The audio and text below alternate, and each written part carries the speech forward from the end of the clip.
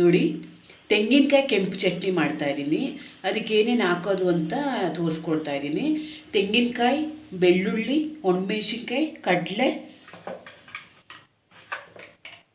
ಉಪ್ಪು ಇಷ್ಟು ನಾನು ಜಾರ್ಗೆ ಹಾಕಿ ಚೆನ್ನಾಗಿ ನೈಸಿಗೆ ರುಬ್ಕೊತೀನಿ. ನೋಡಿ, ನೈಸಿಗೆ ನೀರು ಹಾಕಿ ಸ್ವಲ್ಪ ನೀರು ಹಾಕಿ ನೈಸಿಗೆ ರುಬ್ಕೊಂಡಿದ್ದೀನಿ. ಇದು ನಾನು ಪಾತ್ರೆಗೆ ಸರ್ವ್ ಮಾಡ್ಕೊತೀನಿ.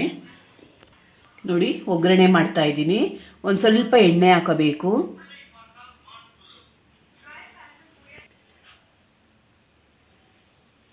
ನೋಡಿ, ಎಣ್ಣೆ ಕಾದಿದೆ. ಸಾಸಿವೆ ಹಾಕ್ತಾಯಿದ್ದೀನಿ.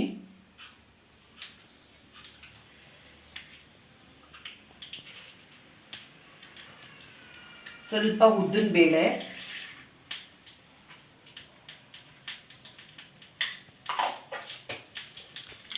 ಒಣಮೆಣ್ಸಿನ್ಕಾಯಿ,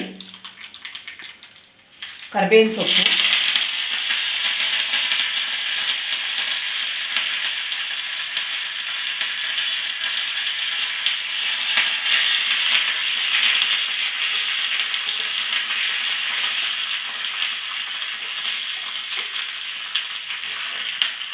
ಒಗ್ಗರಣೆ ಮಾಡಿ ಇದಕ್ಕೆ ಹಾಕ್ಕೊತಾ ಇದ್ದೀವಿ ಚಟ್ನಿಗೆ.